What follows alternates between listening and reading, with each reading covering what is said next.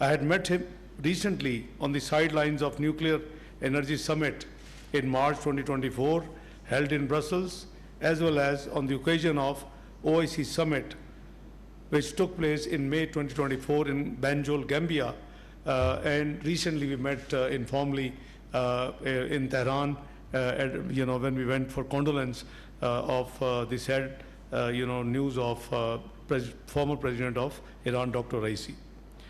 In the extensive talks today, Foreign Minister, Excellency, and I discuss all aspects of our bilateral relationships. We will further enhance our multifaceted cooperation in trade, investment, connectivity, energy, and defense. We are taking measures to increase bilateral investments, especially in the energy sector. The joint working group on the energy will be critical in promoting cooperation in the energy sector. We are encouraged with the results of the first meeting of the joint working group, which took place on 21st of May 2024. Ladies and gentlemen, we will enhance parliamentarian exchanges. We will strengthen cultural cooperation and promote people-to-people exchanges, including between students, academia, businessmen, and tourists. Our two countries will bolster cooperation in climate action and renewable energy sector. We congratulate our brother country, Azerbaijan, for winning the bid for hosting COP29 event in the beautiful city of Baku. In our meeting today, I told His Excellency the Foreign Minister that Pakistan will fully support Azerbaijan during its presidency of COP29. We also discussed our cooperation at multilateral fora and regional and global developments, including the concerning developments in Gaza. Both our countries are firm supporters of multilateralism and to uphold the international law. Pakistan and Azerbaijan have a long history of collaboration at multilateral fora. We would continue to support each other in the future as well, including at OIC and ECO. We appreciate Azerbaijan for its consistent and principled stance on the Jammu and Kashmir dispute as a valued member of OIC contact group on Kashmir. Azerbaijan's stance is based on internationally recognized principles of sovereignty and territorial integrity in accordance with the United Nations and Organization of Islamic Countries resolutions. Pakistan has always stood for the sovereignty and territorial integrity of Azerbaijan. Pakistan considers Karabakh as the sovereign territory of the Republic of Azerbaijan. We congratulate Azerbaijan on restoring its sovereignty on Karabakh. Pakistan appreciates and commits fully support to Azerbaijan peace efforts and dialogue process for normalization. Excellency, thank you again for coming to Islamabad. I look forward to working closely with you to strengthen our bilateral relations for prosperity and benefit of our both countries, and also take this opportunity for your great support for our candidature as the non-permanent member of the United Nations Security Council for the election which is going to be held on 6th of June next month. So thank you again. You're very kind, and God bless you. We'll go to the Q&A. We'll begin with Ms. Nimra Ahmed from PTV. Thank you, Madam. Namra Suhail from Pakistan Television. My question is to Excellency Mr. Can you hear me now? आवाज नहीं आ रही sir देखो यार ठीक जी please go ahead. Sir, my question is to you. Mr. Foreign Minister, you've made your statement extensive statement on government-to-government contacts between the two brotherly countries. My question to you is, what about, what are we doing to promote people-to-people exchanges between the two brotherly countries of Pakistan and Azerbaijan? Well, there are different levels of engagements. Parliamentarians exchanges are there. I think in June next month, the Speaker of the National Assembly would be visiting Azerbaijan. The students to students exchanges are already there. We have a number of students which study in Azerbaijan, particularly in Baku, and that includes medical students. On the tourist side, Azerbaijan had around 55,000 Pakistani visitors last year in 2023. So you see, government to government agenda is always different, G to G. B2B agenda is also very relevant. And we have already discussed how to enhance our trade volume, how to upgrade our economic connectivity and our economic cooperation. And we both agreed that the depth of our relationship and our sincere affection for each other does not reflect the volume we have in terms of trade.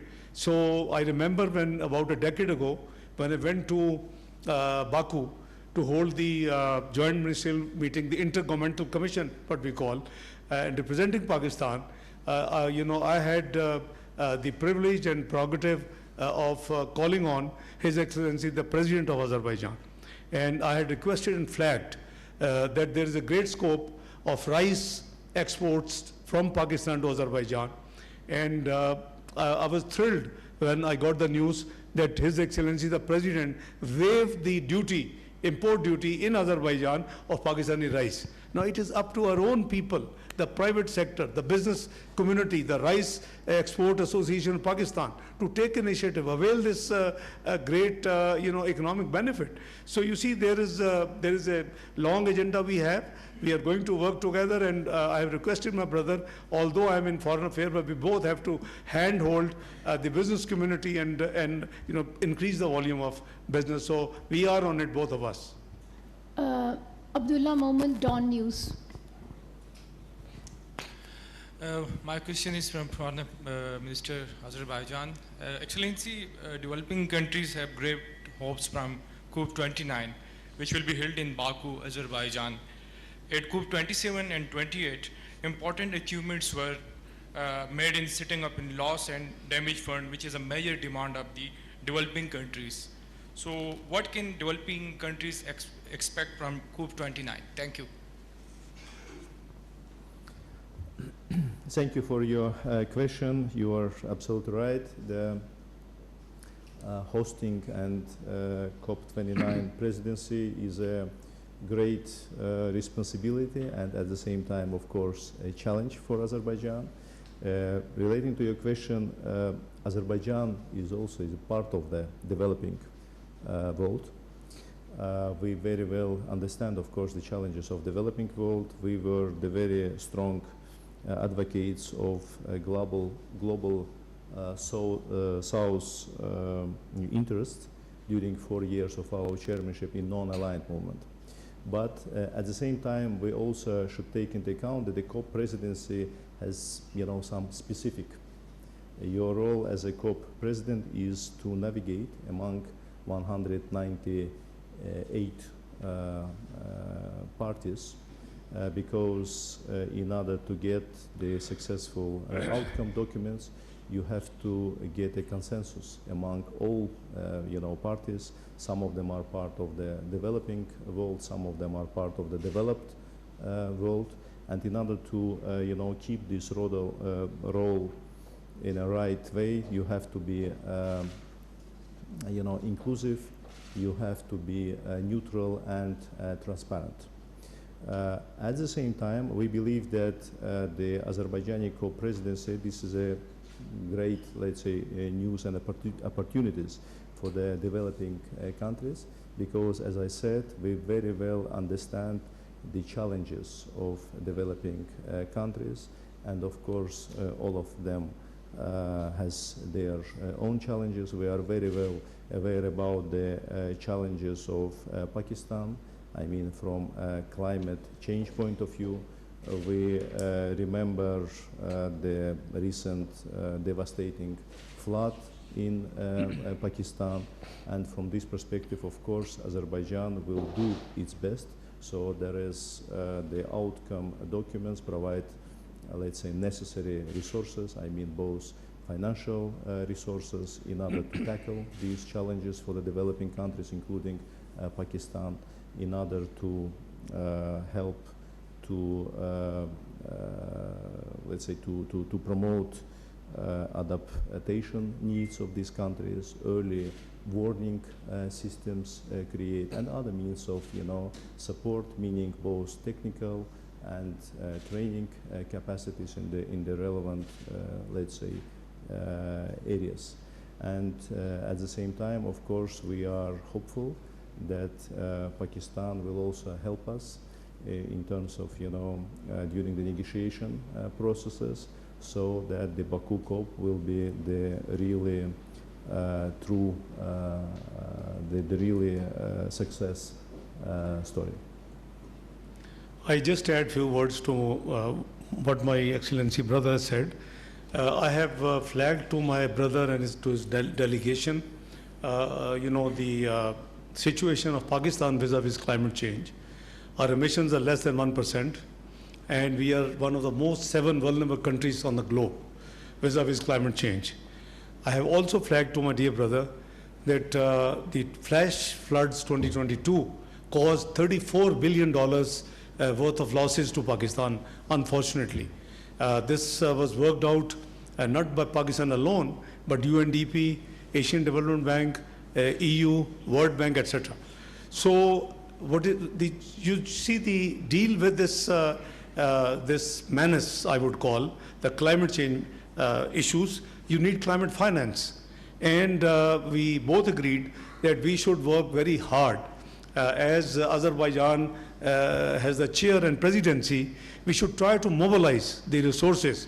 It's easy to say that climate, change affected countries should go for what they call 4RF based, constructions and rehabilitation and resilient particularly.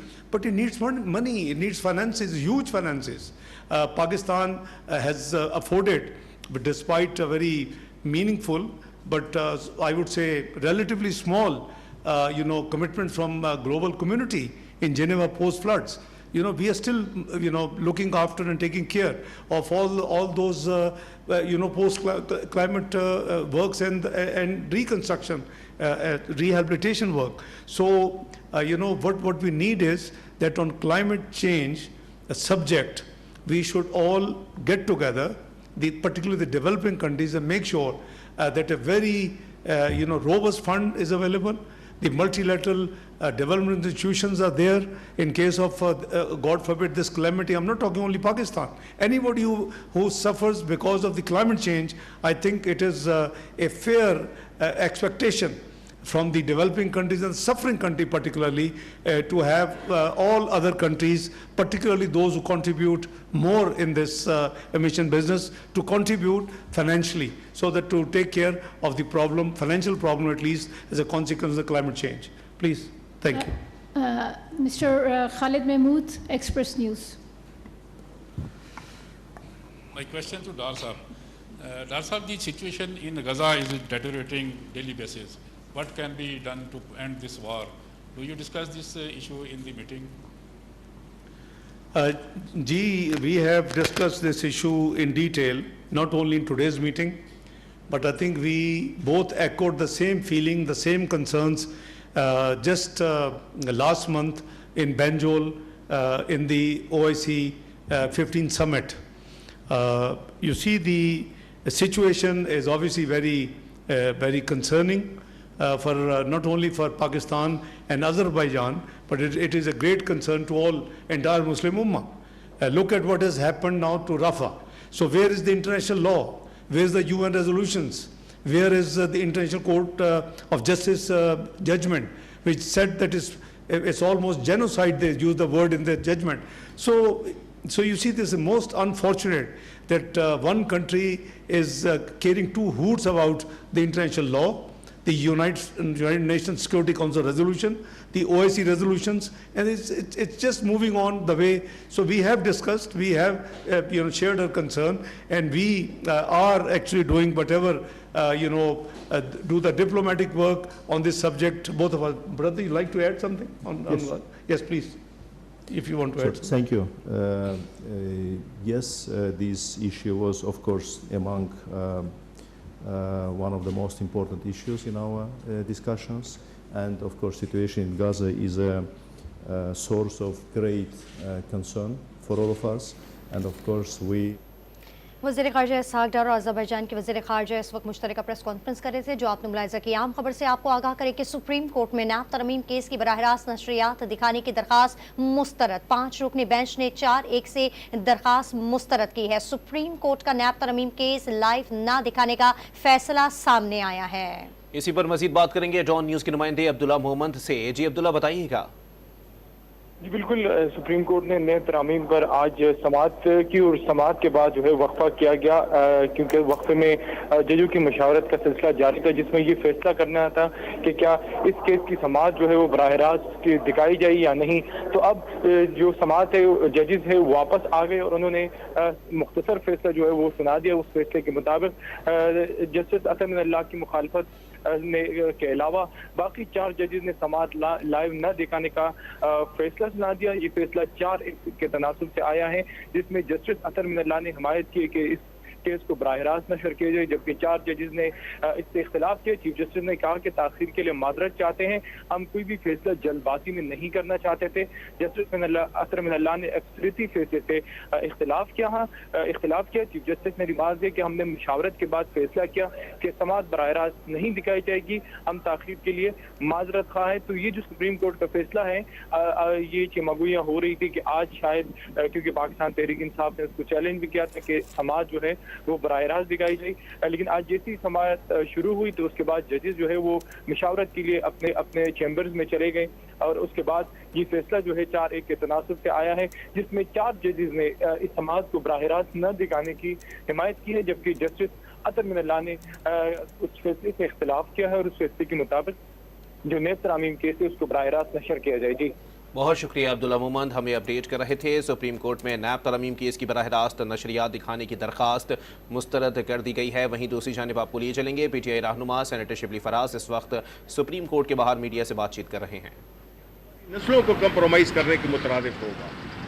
हम ये समझते हैं कि जिस मुल्क में इंसाफ का बोलबाला न हो, अदालतें मुख्तलिफ तरीक़ों से फ़ैसले दे रही हों, मुख्तलिफ मायार हों, तो उस मुल्क में न तो कोई इन्वेस्ट करेगा और जो अपने मुल्क के लोग हैं वो भी यहाँ से अपने पैसे लेकर और मुल्क से बाहर चले जाएंगे। इसलिए हम ये समझते हैं कि जो कुछ भी हो रहा है वो मुल्क के मफाद को नुकसान पहुँचाया जा रहा है और सिर्फ एक शख्स को सज़ा देने के लिए, उसके उसूलों को सज़ा देने के लिए ये सब कुछ ये नाटक रचाया जा रहा है। इलेक्शन कमीशन ऑफ पाकिस्तान को आप देख लें, इलेक्शन ट्रिब्यूनल